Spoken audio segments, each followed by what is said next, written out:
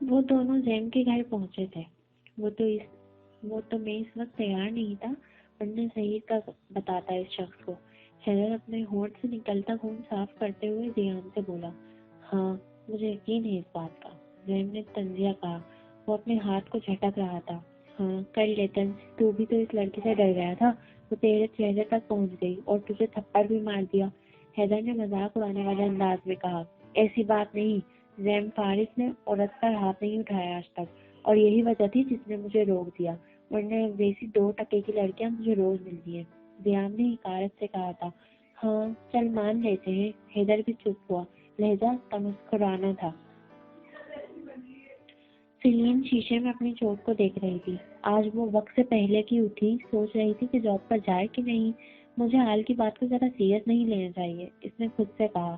ہاں مجھے واقعی میں نہیں لینا چاہیے، اگر وہ پوچھے گا تو کہہ دوں گی کہ چوٹ ٹھیک ہو گئی ہے، اس نے دل میں سوچا۔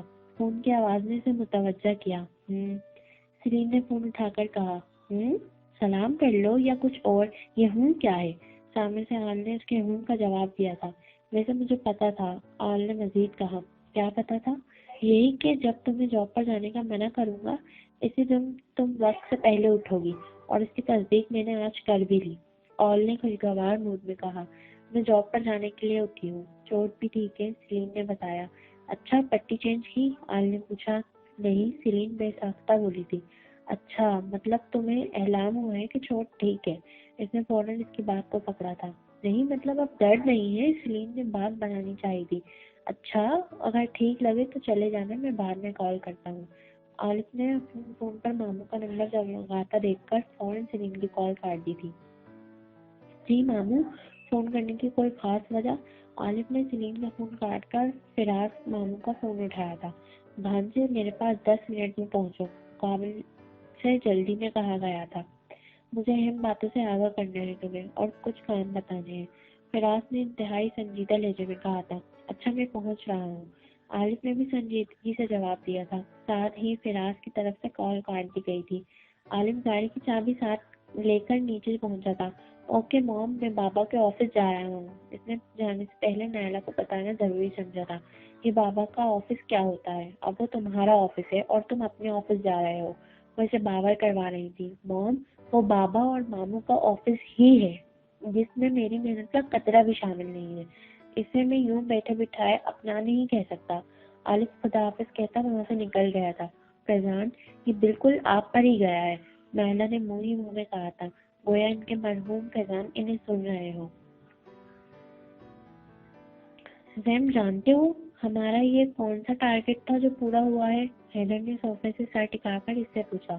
نہیں، زیم نے گھڑی پہنتے ہوئے جواب دیا، وہ اس وقت کہیں جانے کی تیاری میں تھا۔ یہ تھا ٹارگٹ نمبر 49، اور اب جو نیا ٹارگٹ ہے وہ ہوگا ٹارگٹ نمبر 50۔ حیدر نے اس جلد باز کو خوشی سے بتایا تھا۔ تو مطلب ٹارگٹ ڈھونڈ لیا ہے تم نے؟ وہ اب بالوں کو ہاتھ سے صحیح کرتا ہوا اس سے پوچھ رہا تھا۔ یہ سمجھ لو کہ ہاں ڈھونڈ لیا ہے، بس کچھ دیر میں پلاننگ شروع کرتے ہیں، حیدر نے بتایا۔ جو بھی کرو اس بار زیادہ احتیاط کرنا، پچھلی بار پولیس سے بچ گئے تھے، اس بار کچھ ہوا تو میں ذمہ دار نہیں ہوں گا اس میں۔ زیم نے پچھلی بار کو یاد کیا جب وہ بال پولیس سے بچے تھے۔ ہاں یار، اب واقعی مزید احتیاط کرنی ہوگی، حیدر نے بھی سوچتے ہوئے جواب دیا۔ وہ ایک ہوٹل کا روم تھا جو 10ویں مالے پر تھا۔ وہ لفٹ سے ہوتا ہوا روم نمبر 224 تک پہنچا۔ عالم نے اس کمرے تک پہنچ کر نوک کیا۔ کچھ ہی پل میں دروازہ کھل گیا تھا۔ اس کے سامنے ایک دراز کامل شخص کھڑے تھے جن کی داڑھی ایک مٹھی سے تھوڑی کم تھی اور ہاتھ میں بلیک کلر کی گھڑی تھی۔ آ جاؤ بھانجے، انہوں نے اسے اندر کی جانب بلایا۔ کون سا اہم کام ہے جو آپ مجھے بتانے جا رہے ہیں؟ آل نے وہاں موجود صوفے پر بیٹھتے ہوئے ان سے سنجیدگی سے پوچھا، جبکہ وہ کچن کی طرف چلے گئے تھے۔ وہ وہاں موجود چیزوں کا جائزہ لینے لگا۔ سامنے میز پر سامنے کچھ فائلز پڑی تھی۔ وہ ہاتھ میں 2 کپ اور اس میں ٹی بیگ ڈال کر کچن سے نکلے۔ ایک انہوں نے عالف کے ہاتھ میں پکڑایا تھا۔ تم ملے اس سے؟ انہوں نے ٹی بیگ کو ڈبوتے ہوئے عالف سے پوچھا۔ جی ملا ہوں کئی بار، بلکہ اب تو اس کا باقاعدہ ڈرائیور ہوں، اس نے پرسکون انداز میں سر خود کو صوفے سے نکالا تھا۔ کیسی ہے وہ؟ فراز نے فکر مندی سے پوچھا۔ بالکل ٹھیک ہے، آل نے بتایا۔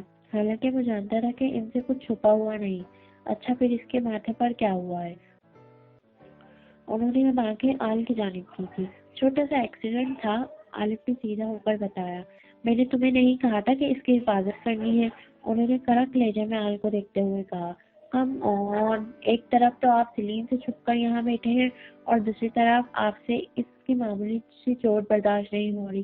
آل نے پرسکون انداز میں ان کے چہرے کو دیکھا۔ چھوڑو اس بات کو، اس سے کہیں زیادہ اہم باتیں ہیں کرنے کو۔ انہوں نے چائے کا کپ منہ سے لگایا پھر ہٹا لیا تھا۔ میری بات غور سے سنو آل، وہ عالف سے مخاطب ہوئے تھے۔ آل ان کی ایک ایک بات کو غور سے سن رہا تھا۔ مائسا، تابندہ جلدی آؤ۔ دلاور گھر میں گھستا ہی سب کو بلا کر اکٹھا کر رہا تھا۔ تابندہ اور مائسا اس کی آواز پر دوڑ کر پاس آئی تھی۔ کیا ہے دلاور میاں، کیوں آسمان سر پر اٹھا لیا؟ تابندہ نے آتے ہی کہا تھا۔ ارے تو چھوڑ مائسا، میری بچی تو ادھر آ۔ دلاور نے پیار سے مائسا کو اپنی طرف بلایا۔ مائسا حیران و پریشان اپنے چاچا کو دیکھ رہی تھی۔ ارے آ میری بچی، تو کتنی بڑی ہو گئی ہے، آ جا۔ وہ آہستہ آہستہ ان تک پہنچی تھی، بیٹھ اپنے چاچا کے پاس۔ اب وہ ان کے ساتھ تخت پر بیٹھی تھی، جبکہ تابندہ عجیب حیرانی سے وہاں سے واپس لوٹ گئی۔ دیکھ مائسا، تیرا مرحوم باپ جب اپنی آخری سانس لے رہا تھا نا، تو میں تھا تیرے باپ کے پاس۔ بھائی نے اس وقت مجھ سے بس ایک بات بولی تھی، چھوٹے، میری پھول جیسی بیٹی کا خیال رکھنا، اس کا فرض اچھے سے نبھانا۔ دلاور پیار سے بولا تھا۔ اب اگر تیرا چاچا تیرے لیے اچھا فیصلہ کرے تو تم اسے منع تو نہیں کرے گی نا؟ دلاور نے پیار سے پوچھا۔ نہیں چاچا جی، میرے بابا کی بات کا احترام کرنا آتا ہے مجھے، آپ بس حکم کریں، مائسا تابیداری سے بولی۔ تو دلاور نے اس کے سر پر ہاتھ رکھا تھا۔ جا میری بچی، بس یہی سننا تھا تجھ سے، باقی تیری چچی تجھے بتا دے گی۔ بس ہمیشہ یاد رکھنا، تیرے چاچا کبھی تیرا برا نہیں کریں گے۔ دلاور نے اسے پیار سے کہہ کر اندر بھیج دیا تھا۔ اس کے جاتے ہی تابندہ باہر کی جانب آئی۔ یہ کیا میٹھی میٹھی باتیں کر رہے تھے مائسا کے ساتھ؟ بڑا پیار آ رہا ہے بھانجی پر، کہیں اسے اس کا حصہ دینے کا تو نہیں سوچ رہے؟ تابندہ آتے ہی بولی۔ تابندہ تو پاگل ہو گئی ہے، اس کا حصہ اسے دے کر ہمیں کنگال ہونا ہے کیا؟ میں تو اس کا رشتہ دیکھ کر آیا ہوں، کل وہ لوگ آ رہے ہیں، مائسا کو تیار کر دینا۔ ارے تو پاگل ہو گیا ہے کیا؟ ابھی اس کی شادی کر دے گا، تیری تنخواہ سے گزارا نہیں ہوتا، وہ کم سے کم فیس کے پیسے تو دے دیتی ہے، بھوکا مارے گا کیا ہمیں؟ تابندہ غصے میں بولی۔ کبھی تو چپ ہو جایا کر فتنہ پرور عورت، بات تو سن لے، تیری فائدے کی بات ہے۔ دلاور نے ہاتھ جوڑ کر کہا۔ اچھا بول۔ تابندہ چپ ہوئی۔ ایک لڑکا ملا تھا باہر، یہ لمبی گاڑی میں آیا، آ کر میرے پاس رکا، کہتا ہے بابا جی ایک لڑکا ہے جسے اچھے گھر کی نیک اور حسین عورت کی تلاش ہے شادی کے لیے، آپ کو کوئی پتا ہو تو بتائیے گا۔ پھر کہنے لگا کہ رشتہ کرانے والے کو 10,000 دیں گے۔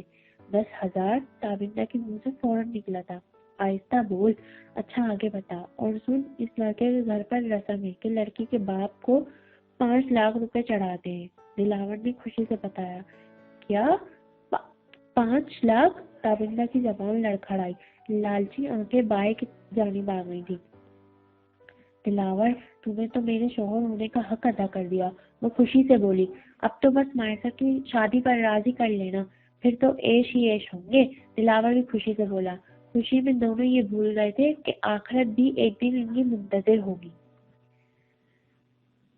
سلیم کو اچانک سے آل کا فون بند کرنا اچھا نہیں لگا تھا۔ وہ کچھ دیر تک اسی طرح فون کو دیکھتی رہی، پھر سر جھٹک کر اس نے آج ریسٹورنٹ جانے کا فیصلہ کیا تھا۔ وہ ریڈی ہو کر باہر نکل چکی تھی۔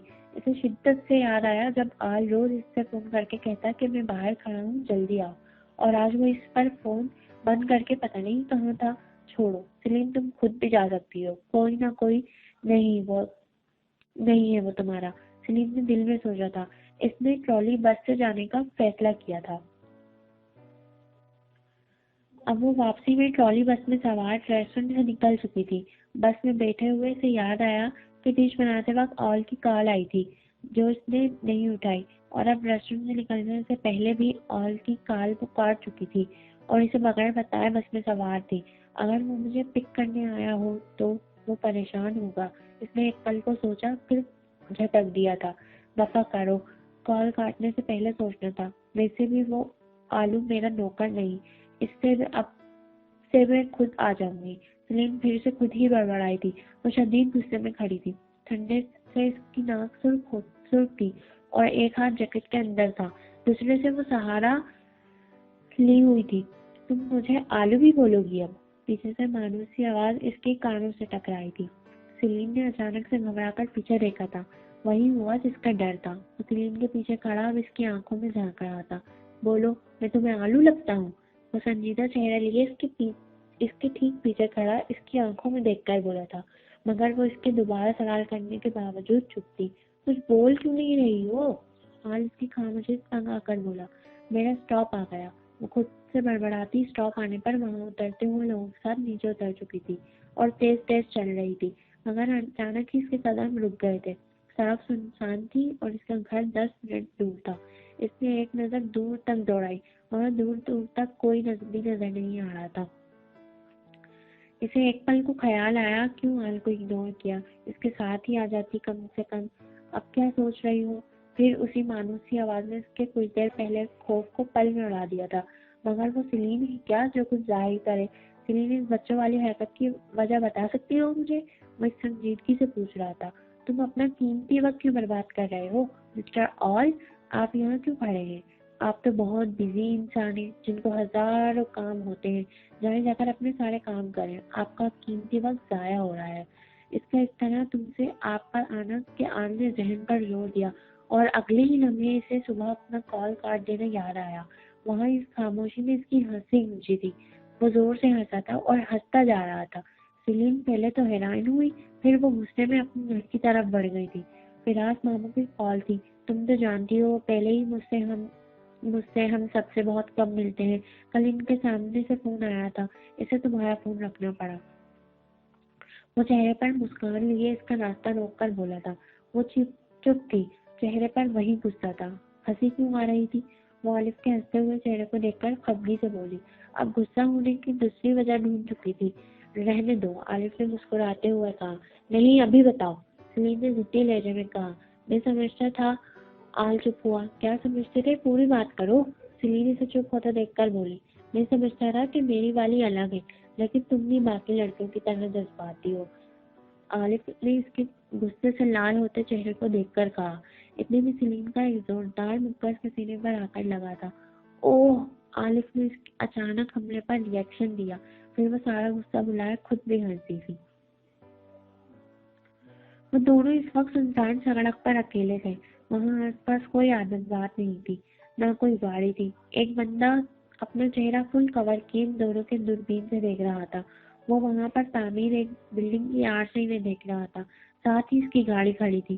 وہ علاقہ سنسان تھا، جہاں کام انجام دینے کا اس سے زیادہ صحیح موقع اس کے پاس شاید ہی ہوتا۔ اب اس کا نشانہ ان میں سے ایک پر تھا۔ وہ اپنی گولی کو سیدھا نشانے پر ہی مارنا چاہتا تھا۔ اسی ارادے سے وہ ان کے ایک جگہ رکنے کے انتظار میں تھا، پھر اسے وہ دونوں رکے ہوئے نظر آئے۔ وہ شخص اپنے کام کے مطابق ان دونوں پر نشانہ تان چکا تھا۔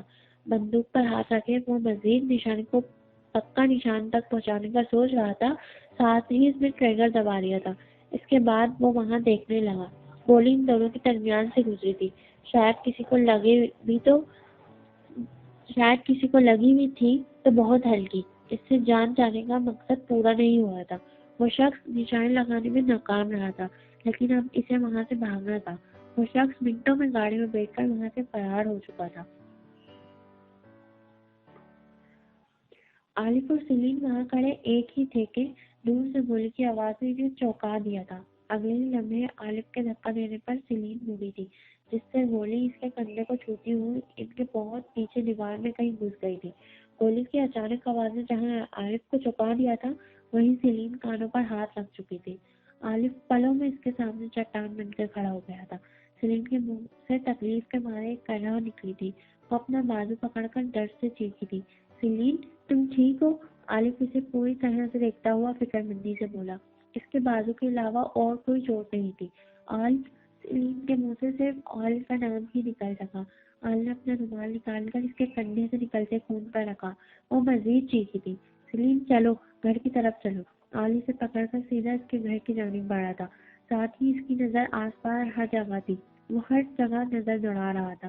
دروازہ کھول کر وہ سلیم کو اندر لے آیا تھا۔ بیٹھو یہاں۔ سلیم کو اس نے ایک آرام سے صوفے پر بٹھایا۔ اس کا رومال خون سے بھیگ چکا تھا، سلیم کے آنسو نکل گئے تھے۔ اپنا اتنا خون دیکھ کر درد ہو رہا ہے آل، وہ بچوں کی طرح روتے ہوئے بولی۔ اسے کس کے پکڑو۔ آل نے وہ رومال بازو پر رکھ کر اسے پکڑایا تھا جبکہ اس کا اپنا ہاتھ خون میں تھا۔ آل وہ اسے زیادہ دیکھ کر آواز لگا رہی تھی۔ آل اس کے فریج میں رکھا فرسٹ ایڈ باکس لے کر واپس اس تک پہنچا تھا۔ سیلین چپ ہو جاؤ، ابھی ٹھیک ہو جائے گا، کچھ نہیں ہے، بس گوشت کی وجہ سے خون زیادہ نکل گیا ہے۔ آلی سے چپ کر آتا اس پر اچھی طرح پٹی کر رہا تھا۔ بس ہو گیا؟ آلف نے اسے اچھی طرح پٹی باندھ کر کہا۔ درد ہو رہا ہے، ایسا لگ رہا ہے 2-3 انجیکشن ایک ساتھ لگے ہوں۔ سلیم روتے روتے بولی تھی۔ سلیم ابھی کچھ مت سوچو، سب ٹھیک ہے، میں یہاں ہوں تمہارے پاس۔ آل نے اس کے برابر بیٹھ کر اسے تسلی دی تھی۔ تم جاؤ، میں رہ لوں گی، رات بہت ہو چکی ہے۔ سلیم نے اسے جانے کا کہا۔ وہ اچانک سے اتنی ہمت سے بولی تھی کہ آل نے اسے دیکھا تھا۔ میں جاؤں؟ آل نے پھر پوچھا تھا۔ میں بس سو جاؤں گی اب، سلیم نے کہا۔ سو جانا اور کچھ مت سوچنا۔ کچھ بھی نہیں، آلف نے اسے باور کروایا تھا۔ سلیم نے گردن ہلائی۔ آل سلیم پر ایک نظر ڈال کر وہاں سے نکل چکا تھا۔ ساتھ ہی اس نے کسی کو فون ملایا تھا جو کچھ بھی ہو اور کسی کو بتانا بہت ضروری تھا۔ کون تھا وہ؟ کسی نے مجھ پر گولی کیوں چلائی؟ سلیم بیڈ پر لیٹی سوچ رہی تھی۔ درد کے مارے نیند آنکھوں سے کوسوں دور تھی۔ میں ماسکو میں صرف 2 مہینے سے ہوں۔ یہاں میں آل اور سیلوک کے علاوہ کسی کو بھی نہیں جانتی۔ پھر کون مجھ پر گولی چلا سکتا ہے؟ کوئی کیوں مارنا چاہے گا مجھے؟ اور مجھے مار دینے سے کسی کو کیا فائدہ؟ وہ کب سے اس طرح کے سوالات خود سے کر رہی تھی۔ کہیں وہ حملہ آل پر تو نہیں؟ ایسا نہیں تھا، وہ گولی میری جانب تھی۔ سلیم کسی نتیجے پر پہنچی۔ تبھی آل کا فون دیکھ کر اس نے دوسرے ہاتھ سے فون اٹھایا۔ سو جاؤ، کچھ بھی مت سوچو، میں ہوں تمہارے ساتھ، عالف نے اس کے فون اٹھاتے ہی کہا تھا۔ اس کی بات پر وہ مسکرائی تھی۔ پتہ نہیں ہمیشہ مجھے چپ کیوں کرا دیتا ہے، سلیم نے دل میں سوچا۔ آل سو جاؤ، میں بھی سو رہی تھی، سلیم نے کہا۔ اپنا خیال رکھنا۔ آل فون کہتا ہوا فون رکھ چکا تھا اور وہ بھی سونے کی کوشش کرنے لگی تھی۔ کمرے میں جائے نماز بچھائے وہ قرآن کریم کی تلاوت میں مصروف تھی۔ آسمان و زمین میں جتنے ہیں سب اس کے حضور بندے ہو کر حاضر ہوں گے۔ سورۃ المریم آیت نمبر 93۔ بے شک وہ ان کا شمار جانتا ہے اور ان کو ایک ایک کر کے گن رکھا ہے۔ سورۃ المریم آیت نمبر 94۔ اس آیت کے ترجمہ پر اس کی انگلی رک گئی تھی۔ اسے لگا تھا اس کے رب نے یہ آیت ہر اکیلے بندے کی تسلی کو نازل کی ہے جو سمجھتا ہے اس کے ساتھ کوئی نہیں۔ اس کے کان میں اس کے اپنے الفاظ گونجے تھے۔ لوگ سمجھتے ہیں کہ جو اکیلا ہے وہ اکیلا ہی ہے، انہیں نظر نہیں آتا جو اکیلا ہوتا ہے اس کے پاس ہی تو اس کے رب کا ساتھ ہوتا ہے۔ اور ویسے بھی میں ان سے زبان نہیں چلا سکتی، میرے بابا کو وہ بہت عزیز تھے۔ یہ وہ الفاظ تھے جو اس نے ہانی سے کہے تھے، جس کا مفہوم آج اسے قرآن کریم کے ترجمے نظر آیا تھا۔ اسے یاد آیا جب اس کے بابا نے کہا تھا، بیٹا جب سمجھ کے قابل ہو جاؤ تو قرآن کریم کو ترجمے کے ساتھ پڑھنا، یہ قرآن کریم ہی تمہارے ہر مسئلے کا حل ہے۔ اس نے پلٹ کے اس آیت کو واپس پڑھا تھا۔ آسمان و زمین میں جتنے ہیں سب اس کے حضور بندے ہو کر حاضر ہوں گے۔ بے شک وہ ان کا شمار جانتا ہے اور ان کو ایک ایک کر کے گن رکھا ہے۔ سورۃ المریم آیت نمبر 94۔ بے شک میرے مالک تو میری شہر حق سے بھی زیادہ میرے قریب ہے، تو ہر بندے کے قریب ہے۔ نادان ہے وہ شخص جو تیرے ہوتے ہوئے مایوس ہو یا تیرے ہوتے ہوئے اداس ہو، اس سے بڑھ کر کوئی نادان نہیں جو تیرے ہوتے ہوئے تیرے ہی بندوں پر ظلم کرے، تیرے ہوتے ہوئے تجھ سے بے خوف ہو جائے۔ مجھے ایسے لوگوں سا نہ بنا اور مجھے ایسے لوگوں کے شر سے پناہ نصیب کر۔ مائسہ ہاتھ اٹھا کر تمام جہانوں کے رب سے بات کر رہی تھی، دعا مانگ رہی تھی۔ بے شک اس کا سہارا دنیا کے تمام سہاروں سے بڑا تھا۔ صبح کا منظر پہلے گزری صبح سے مختلف نہ تھا۔ وہی درخت، وہی آسمان، وہی اس کی قدرت اور وہی اس کی قدرت کے بکھرتے جلوے جو دیکھنے والے کو ایک بار حیرانی میں ضرور ڈال دیتے تھے، مگر وہ حیران نہیں ہوتا جس کو اس رب کی قدرت اور اس کی طاقت کا علم ہو، کیونکہ وہ جانتا ہے کہ رب کے لیے یہ صرف ایک کن کا معاملہ ہے اور فیکون پس وہ ہو جاتا ہے۔ ہر دن صبح کے ایسے مناظر اس ایک آیت کے مصداق ثابت ہوتے ہیں۔ الذي خلق سبع سماوات طبقا ما ترى في خلق الرحمن من تفاوت فارجع البصر هل ترى من فطور۔ سورۃ الملک آیت نمبر 3۔ ترجمہ: وہ جس نے ایک دوسرے کے اوپر 7 آسمان بنائے، اے بندے تو رحمان کے بنانے میں کوئی فرق نہیں دیکھے گا، بس تو نگاہ اٹھا کر دیکھ، کیا تجھے کوئی رکھنا نظر آتا ہے؟ ثم ارجع البصر کرتين ينقلب إليك بصر خاسئا وهو حسير۔ سورہ ملک آیت نمبر 4۔ ترجمہ: پھر وہ دوبارہ نگاہ اٹھا کر دیکھ، نگاہ تیری طرف ناکام ہو کر تھکی ماندی پلٹ آئے گی۔ اس کے کمرے کے پردوں سے چھلکتی سورج کی ہلکی روشنی اس کے چہرے پر پڑی تھی۔ وہ اوپری منزل پر بنا چھوٹا سا کمرہ تھا جہاں بیڈ پر سلیم گہری نیند میں سو رہی تھی۔ کچھ دیر گزرنے پر وہ نیند میں کسمسائی تھی۔ بازو کے زخم کی وجہ سے اسے بالکل سیدھا سونا پڑا تھا، اور اب وہ نیند میں وہ کروٹ کر لیتی اس بازو پر زور دے چکی تھی۔ آؤچ! آہ! اور درد کی لہر جسم میں اٹھنے سے اچانک ہی آنکھیں کھول چکی تھی، پھر بازو پر ہاتھ رکھ کر اٹھ بیٹھی۔ بال کندھے اور کمر پر بکھر چکے تھے۔ تکلیف سے کہتے ہوئے اس نے اپنے بازو کو دوسرے ہاتھ سے سہلایا۔ رات کی ایک ایک بات اس کے ذہن میں کسی فلم کی طرح چلنے لگی تھی۔ بازو میں ابھی بھی درد تھا جو کہ اس کی کروٹ کی وجہ سے مزید بڑھ گیا تھا۔ کمرے میں چاروں طرف ہلکی روشنی تھی۔ وہ اٹھ کر کھڑکی کی جانب پردہ ہٹانے کے لیے بڑھی۔ سامنے سے آتی سورج کی کرنیں اس کے کمرے میں بھی آ رہی تھی۔ پردہ ہٹانے کے بعد اس نے سورج کی گرمائی سے ایک گہری سانس لے کر اپنے اندر اتارا۔ سردی کچھ کم نہیں ہوئی تھی۔ وہ ایک نظر ہر طرف ڈال کر شیشے کی جانب آئی۔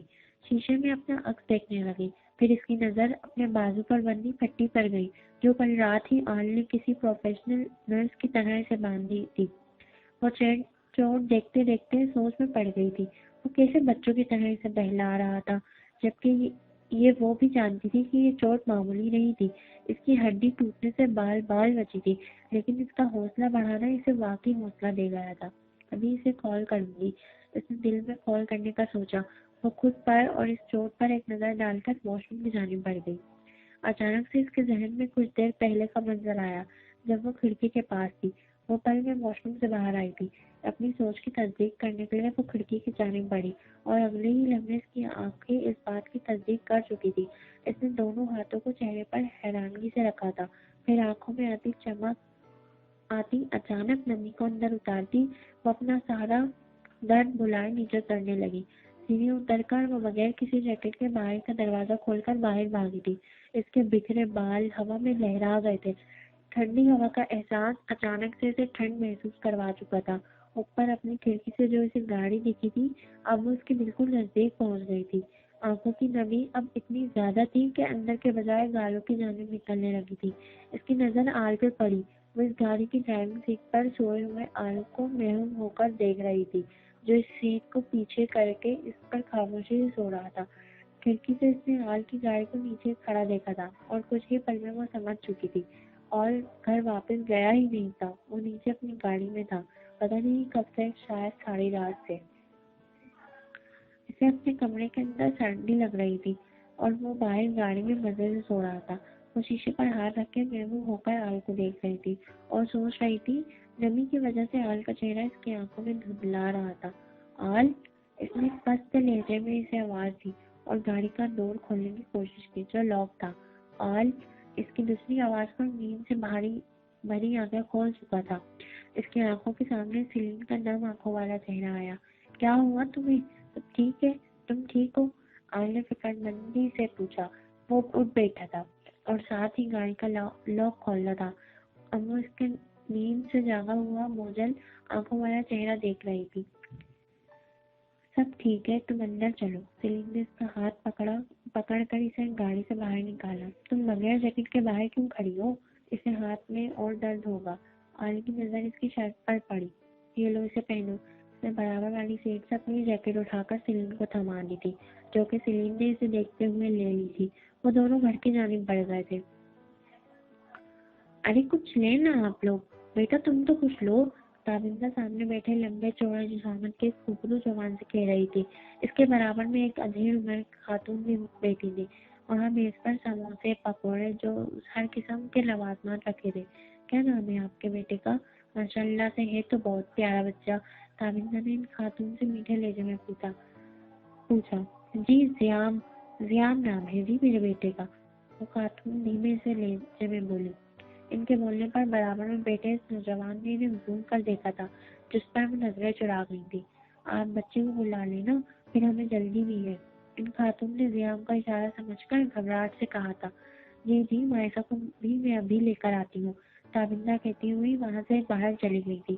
میرا اصل نام لینے کی کیا ضرورت تھی؟ زیام نے ان خاتون سے تابندہ کے جاتے ہی پوچھا تھا۔ اب صاحب آپ نے مجھے کوئی دوسرا نام بتایا کہاں تھا، اور نام سے کیا ہوتا ہے؟ اب اس نے بہانہ بنا لیا تھا۔ بس اب چپ ہو جاؤ، زیادہ بولو نہیں، زیام نے اس خاتون کو چپ کروایا تھا۔ دوسری طرف باہر کی جانب مائسا سادہ پنک کلر کا لباس پہنے انگلیاں بڑوڑ رہی تھی۔ سر پر دوپٹہ اس نے اچھی طرح پھیلا لیا تھا، آنکھوں میں کاجل کے سوا اور کچھ بھی نہیں تھا۔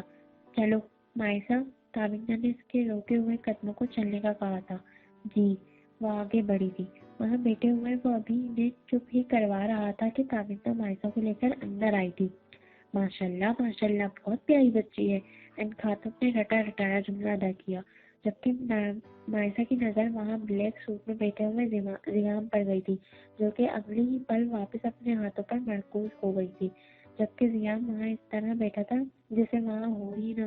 وہ ان روایتی چیزوں کا اب عادی ہو چکا تھا، گویا صرف اس کے کام کا حصہ تھا، اس کے سوا اور کچھ نہیں تھا۔ آپ کی بیٹی بہت پیاری ہے، نام بھی بہت اچھا ہے، ان خاتون نے مزید کہا۔ جی بس اس کی ماں کا تو انتقال بچپن میں ہو گیا تھا، اور اس کے باپ یعنی میرے جیٹھ کا انتقال ابھی 2 سال پہلے ہی ہوا ہے۔ بے خبر سے زیام کے کانوں میں تابندہ کی بات پڑی تھی، جس پر اس نے نظر اٹھا کر مائسا کو دیکھا تھا۔ وہ تابندہ کی طرف رخ کر کے ان کی بات کو سن رہی تھی۔ اس کی بائیں آنکھ کا تل اور اس کا آدھا چہرہ زیام کو نظر آیا۔ پھر وہ کسی بات پر مسکرائی تھی، جس پر زیام نے اس پر سے فوراً نظروں کو ہٹا دیا تھا۔ بس پھر تو میں نے اپنے باقی بچوں کی طرح اسے اپنی بیٹی بنا لیا، تابندہ نے اپنی بات ختم کی۔ بیٹا آپ تو کچھ بول ہی نہیں رہے، تابندہ نے خاموش بیٹھے زیام سے کہا۔ نہیں صاحب، تو میرا مطلب ہے کہ میرا بیٹا تو ایسے ہی خاموش طبیعت کا ہے، اس خاتون نے گھبراہٹ سے کہا، جس پر زیام نے چائے کا کپ میز پر رکھ دیا تھا۔ مائسا نے اندر جانے کا اشارہ تابندہ کو کیا اور وہ اس کمرے سے باہر آ گئی تھی۔ زیام نے اس لڑکی کو وہاں سے اٹھ کر جاتے ہوئے دیکھا تھا۔ اس کے جاتے ہی زیام نے خود بات شروع کی۔ آنٹی ہمیں شادی جلدی کرنی ہے، دراصل ہم یہاں کے رہنے والے نہیں، لاہور سے یہاں ٹھہرنے آئے ہوئے ہیں۔ زیام کی آواز مائسا کے کانوں میں بھی پڑی تھی، اس کے چہرے پر اچانک اداسی چھا گئی۔ لاہور؟ وہ بڑبڑائی تھی۔ ڈور بیل کے بجنے پر مائسا کی توجہ اس کی جانب ہو گئی۔ اس نے دروازہ کھولا، باہر ہانی کھڑی تھی۔ السلام علیکم میری دوست، ہانی نے دیکھتے ہی کہا۔ وعلیکم السلام، جس پر مائسا نے مسکرا کر جواب دیا تھا۔ ارے واہ مائسا، آج تو تم بہت پیاری لگ رہی ہو، چہرہ دیکھو چمک رہا ہے، ہانی نے اسے دیکھ کر کہا۔ وہ کچھ ہی دیر میں اس کی اداسی محسوس کر چکی تھی۔ گھر میں مہمان ہیں، آؤ اوپر کمرے میں چلتے ہیں۔ مائسا اس کا ہاتھ پکڑ کر اسے چھت کی جانب لے گئی تھی۔ اب درد کیسا ہے؟ آل نے اس کی بازو کی چوٹ کے بارے میں پوچھا تھا۔ آل تم مجھ سے جھوٹ کیوں بولتے ہو؟ سلیم نے اس کے سوال پر سوال کیا، لہجہ ناراضگی اور حیرانی سے بھرپور تھا۔ مطلب؟ آل نے سمجھ کر بھی ناسمجھی سے پوچھا۔ لہجہ سپاٹ تھا۔ تم نے رات مجھ سے کہا کہ تم گھر جا رہے ہو، تو میرے گھر کے باہر، وہ بھی اتنی ٹھنڈ میں رکنے کی کیا ضرورت تھی؟ میری پہرے داری کر رہے تھے؟ سلیم اس کی آنکھوں میں دیکھ کر اس سے پوچھ رہی تھی۔ میں تمہاری وجہ سے نہیں رکا تھا، مجھے اپنا کام تھے، آل نے لاپرواہی سے کہہ کر کندھا اچکایا تھا۔ رات کو تمہیں ایسے کون سے کام تھے جو میرے گھر کے باہر ہی کرنا ضروری تھے؟ اب وہ اس کی جیکٹ خود پر سے اتارتے ہوئے پوچھ رہی تھی، جو اس نے کچھ دیر پہلے ہی سلیم کو پہنائی تھی، جس پر عالف نے اس کا ساتھ دیا۔ وہ آرام سے اس کی جیکٹ اتار چکا تھا۔ خوش فہمی میں مبتلا مت ہو کہ میں تمہاری وجہ سے رات کو یہاں رکا ہوں۔ تم نے ای میل کا نام سنا ہے؟ اپ ڈیٹس کا نام سنا ہے؟ بس وہی کرنا تھا۔ سوچا اگر گھر جاؤں گا تو نیند آ جائے گی، باہر ٹھنڈ میں رہوں گا تو شاید نہ آئے۔ آل نے تفصیل سے ساری بات بتائی۔ میں کوئی کچھ فہمی میں مبتلا نہیں ہوں جو میرے منہ پر کال کاٹ دے، اس پہ میں کوئی امید نہیں لگا سکتی۔ سلیم نے پھر سے خاردار لہجے میں اس بات کو یاد کر کے کہا۔ یہ بات تم کب تک بھولو گی؟ آل نے سنجیدگی سے پوچھا۔ کبھی نہیں، سلیم نے ڈٹ کر کہا۔ ٹھیک ہے تو بیٹھ کر یاد کرو، میں جا رہا ہوں، تم سے بحث کرنے کے علاوہ مجھے اور بھی کام ہے، اسے سنجیدگی سے کہا گیا تھا۔ رکو، سلیم نے اس کا راستہ روکا۔ میرے گھر کے باہر رات ٹھنڈ میں بیٹھنے والے کو میں شیف سلیم ناشتہ تو کروا ہی سکتی ہوں۔ سلیم اس کا راستہ روکے ایک ادا سے کہہ گئی تھی۔ آل اس کے اس طرح کہنے پر مسکرانے سے رک نہیں سکا تھا۔ اچھا جلدی کرو پھر، اس نے صوفے پر برجمان ہو کر کہا۔ چہرہ ایسا تھا جیسے وہ اس پیشکش سے بہت خوش ہوا ہو۔ اس بندے کا ایٹیٹیوڈ نہیں جاتا بس۔ وہ بڑبڑاتی ہوئی کچن کی جانب بڑھ گئی تھی۔ عالف نے رات کا منظر یاد کیا تھا جب فارس کو کال ملا تھا، وہ اپنی گاڑی تک آیا تھا۔ اس پر کل رات حملہ ہوا ہے۔ فارس نے عالف کی بات کو دہرایا تھا۔ میں امید کر سکتا ہوں نا کہ میری بیٹی تمہارے ہوتے ہوئے بالکل سیف ہوگی؟ فارس نے امید سے کہا۔ وہ سیف ہے، ویسے میں اب اتنا پاگل بھی نہیں ہوں کہ اسے بچانے کے لیے خود گولی کھا لیتا، عالف نے چڑھ کر کہا۔ تم اتنے پاگل ہو بھانجے؟ فارس نے اس کی بات کی نفی کی۔ آپ وہاں موجود تھے؟ عالف نے شک کو ظاہر کیا جو اسے ابھی ابھی ہوا تھا۔ میں نے سب دیکھا، فارس نے کچھ دیر کی خاموشی کے بعد کہا۔ اسے گولی چلانے والے کو پکڑ تو لیا ہوگا آپ نے؟ عالف نے یقین سے کہا۔ تم زیادہ سوال مت کرو، صبح ہوتے ہی میرے پاس پہنچو۔ جی، عالف نے کہا، اور تم سے امید ہے کہ تم آج رات سلیم کے گھر کے پاس سے ہٹو گے نہیں، انہوں نے مزید کہا۔ جب پتہ ہے تو پوچھتے کیوں ہیں؟ عالف مزید چڑھا تھا۔ اس سے زیادہ امیدیں نہ لگائیے گا مجھ سے، عالف نے مزید کہا۔ اپنا خیال رکھنا، انہوں نے کہہ کر فون کاٹ دیا تھا۔ شکر ہے آپ کو میرا بھی خیال آ گیا ماموں، عالف نے گاڑی میں بیٹھے ہوئے ہاتھ میں پکڑے فون کو دیکھ کر کہا تھا۔ مطلب نیچے تمہارے رشتے کے لیے آئے ہیں وہ لوگ؟ ہانی نے مائیکل ساری بات سن کر حیرانگی سے کہا۔ میں تو اس بات پر حیران ہوں کہ یہ اچانک تمہارے دلاور چاچا کو تمہاری شادی کا خیال کس طرح آ گیا؟ ہانی ہے تو وہ میرے چاچا جی نا، آ گیا ہوگا خیال۔ مائیکل کچھ بھی برا سوچنا نہیں چاہتی تھی۔ تم نے دیکھ لیا؟ ہانی کا اشارہ نیچے بیٹھے زیان کی جانب تھا۔ ہاں، بظاہر تو مجھے کوئی خرابی نہیں لگی، اور ویسے بھی ہانی اگر وہ کچھ برا بھی سوچ رہے ہیں تو مجھے کیا پرواہ، کچھ بھی تب تک نہیں ہو سکتا جب تک وہ نہ چاہے۔ مائسا نے آسمان کی جانب اشارہ کیا۔ مائسا، اس نے عقل دی ہے، تمہیں خود سوچنا ہوگا، اپنا اچھا برا تم بہتر جانتی ہو، وہ سب نہیں۔ ہانی نے اسے سمجھانا چاہا۔ میری پیاری، دیکھو میں اپنے عقل کے گھوڑا دوڑانے سے اچھا اور آسان کام کرتی ہوں۔ جو بھی کچھ آگے ہونے جا رہا ہوتا ہے، جس پر مجھے ہلکا سا بھی شک ہو، اس کو رب کے حوالے کر دیتی ہوں۔ اس دنیا میں ایک وہی ہے جو میرا برا نہیں سوچ سکتا۔ تمہیں سمجھانا فضول ہے، پتہ نہیں کون سے یقین کی دنیا میں رہتی ہو تم، کہیں ایسا نہ ہو بعد میں پچھتاؤ، ہانی نے برا سا منہ بنا کر کہا۔ ارے وہ دیکھو، سفید مخملی پروں والا کبوتر۔ مائسا کی نظر اس سفید کبوتر پر پڑی تھی، مڑ کر مائسا کے پاس اس کی چھت پر آ چکا تھا۔ مائسا نے اسے اپنے ہاتھ میں لیا۔ میں نے اس کا نام مخمل رکھا ہے ہانی، مائسا نے ہانی کو بتایا۔ مخمل؟ یہ ہانی ہے، اور ہانی یہ مخمل ہے۔ جب تم مائسا کے پاس نہیں ہوتی تو یہ مخمل مائسا کے پاس ہوتا ہے، مائسا نے مسکرا کر کہا تھا۔ آج میں اپنے دونوں دوستوں کو ایک حکایت سناؤں؟ مائسا نے مخمل اور ہانی سے پوچھا۔ ہانی نے اپنی خوابوں میں رہنے والی سہیلی مائسا کو دیکھا اور مسکرائی تھی۔ کچھ لوگ ہوتے ہیں جو ہمیشہ دوسروں کے چہروں پر مسکراہٹ کا سبب بنتے ہیں، مائسا ان خاص لوگوں میں سے ایک ہے، ہانی نے دل میں سوچا تھا۔ ایک بوڑھے نے اپنے تینوں بیٹوں کو بلا کر اپنی تمام جائیداد ان کے ہاتھوں میں تھما دی تھی۔ سن رہی ہو نا؟ مائسا نے پوچھا۔ ہاں، ہانی ہاتھ سے کو ٹکائے سن رہی تھی۔ وہ تینوں بچے باپ کی تقسیم پر راضی تھے۔ پھر اس بوڑھے نے انہیں ایک بیش قیمتی ہیرا دکھایا اور ان تینوں سے کہا، جو تم تینوں میں سے میری زندگی میں کوئی نیکی کا کام کرے گا، میں یہ ہیرا اسے ہی دوں گا، اور اگر ایسا نہ ہوا تو یہ ہیرا تم میں سے کسی کے پاس نہیں آئے گا۔ ابھی بوڑھے کے اس کہنے کو چند دن ہی گزرے تھے کہ ایک بیٹے نے آ کر اس ہیرے کا مطالبہ کیا۔ بوڑھے نے پوچھا، کس نیکی کے بدلے تم یہ ہیرا طلب کرتے ہو؟ اس پر اس لڑکے نے بتایا، میرے پاس ایک غریب آدمی نے اپنے 5,000 روپے رکھوائے تھے، جس کا نہ کوئی گواہ تھا اور نہ کوئی ثبوت۔ میں چاہتا تو وہ پیسے اسے واپس نہ کرتا اور خود رکھ لیتا، لیکن میں نے آج ہی وہ پیسے لوٹا دیے۔ اس کی بات سن کر وہ بوڑھا مسکرانے لگا۔ اس نے کہا، یہ تو ایک معمولی سی نیکی ہے، زیادہ ہوا ہے کہ تم ایک گناہ سے بچ گئے ہو، لیکن اگر اس سے بڑھ کر باقی دونوں بیٹوں نے کوئی کام نہیں کیا تو میں یہ ہیرا تمہیں دے دوں گا۔ چند روز بعد دوسرا بیٹا آیا اور ہیرے کا مطالبہ کیا۔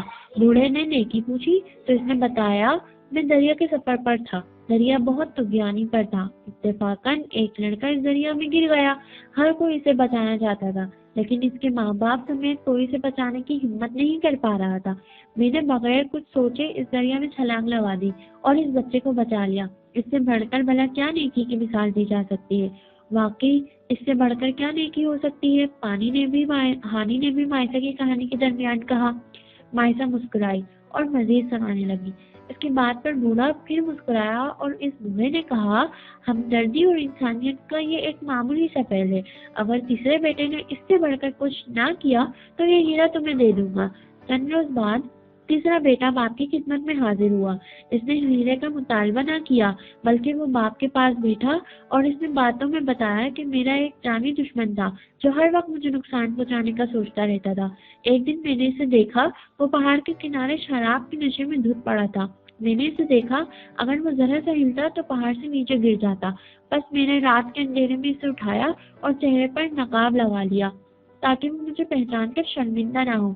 میں نے اسے پشت پر بٹھایا، اس کے گھر چھوڑ دیا۔ چنانچہ اس کی بات سن کر بوڑھا بولا، اس ہیرے کا تجھ سے زیادہ اور کوئی حقدار نہیں ہو سکتا۔ ایسا کیوں کیا اس بوڑھے نے؟ ہانی نے مائسا سے سوال کیا۔ اس کا جواب بھی دیا تھا بوڑھے نے۔ بس اس نے تینوں بیٹوں کے سامنے اسے وہ ہیرا تھمایا اور کہا، اصل نیکی وہی ہوتی ہے جو دشمن اور برے لوگوں کے ساتھ کی جائے۔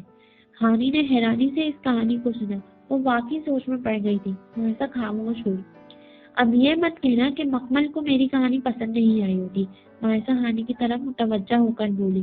نہیں بھائی، بھلا مائسا کی کہانی کسی کو پسند آ سکتی ہے؟ ہانی بھی لاڈ سے بولی۔ مائسا تم خوش ہونا اس سب سے؟ اگر نہیں ہو تو بتاؤ، میں ہرگز یہ سب نہیں ہونے دوں گی۔ ہانی نے سنجیدگی سے کہا، میں مطمئن ہوں ہانی، تم فکر نہ کرو۔ مائسا اس ملی سفید کبوتر کو اڑاتے ہوئے کہا۔ ہانی اس کی بات پر مطمئن ہوئی۔